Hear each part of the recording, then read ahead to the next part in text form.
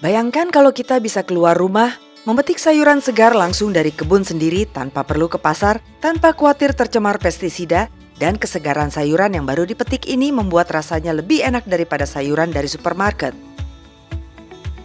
Ini bukan mimpi.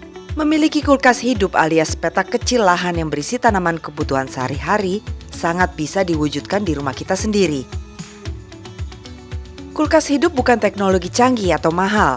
Istilah ini dipakai untuk menggambarkan pekarangan rumah yang ditanami berbagai sayur, buah, dan rempah yang bisa langsung dipanen kapan saja dibutuhkan. Jadi, alih-alih menyimpan sayur di dalam kulkas, kita tinggal petik dari tanaman yang kita rawat sendiri dengan pupuk dan pestisida alami. Alasan saya berkebun di rumah karena awalnya dari kekhawatiran. Ketika kita belanja sayuran, kita mendapatkan bahan-bahan buah atau sayur itu yang banyak mengandung pestisida yang tidak baik untuk kesehatan. Saya tuh ingin punya atau ingin memakan sayuran atau buah-buahan yang kualitasnya baik, yang tidak banyak mengandung pestisida. Berkebun di rumah bukan cuma soal hobi.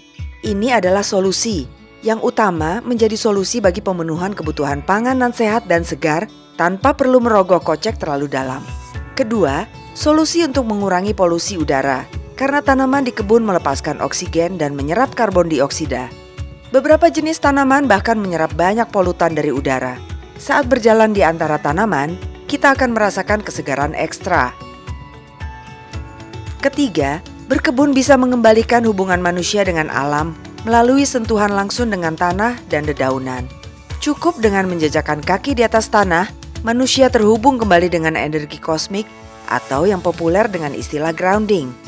Grounding membawa banyak manfaat untuk kesehatan. Misalnya, mengurangi inflamasi dalam tubuh, meningkatkan kualitas tidur, menurunkan stres dan kecemasan, memperbaiki sirkulasi darah, dan menurunkan kekentalan darah. Konsep kebun saya adalah kebun rumahan. Manfaat dari berkebun itu membuat saya tuh senang gitu. Karena saya memang dari dulu memang senang berkebun. Dengan organik itu lebih sehat, lebih efisien gitu. Juga menghemat uang belanja gitu. Dengan banyaknya manfaat berkebun bagi manusia, rasanya tidak ada alasan untuk menundanya.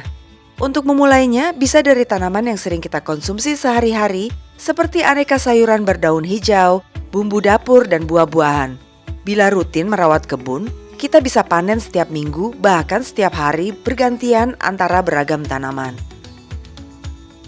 Kunci dari kebermanfaatan kulkas hidup adalah pupuk dan pestisida alami, tanpa pupuk kimia pabrikan, dan tanpa pestisida keras, yang berdampak buruk bagi kesehatan manusia serta bagi kesuburan tanah dan sumber air.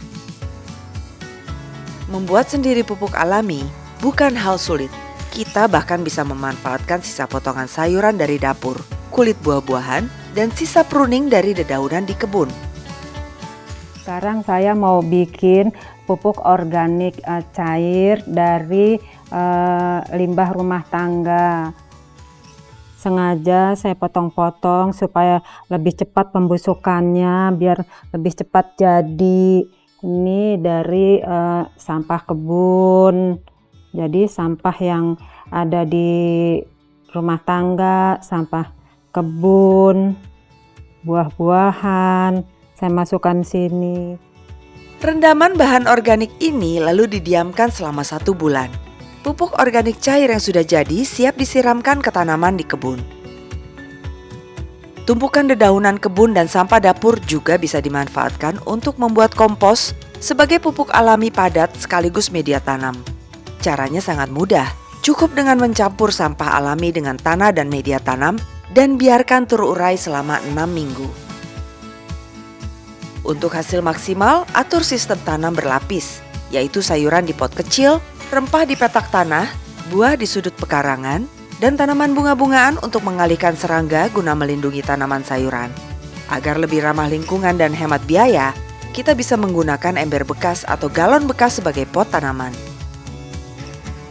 Kulkas hidup bukan sekedar tren hijau, tetapi gerakan dengan penuh kesadaran menuju kemandirian pangan keluarga. Dari sepetak tanah, kita bisa menumbuhkan kehidupan.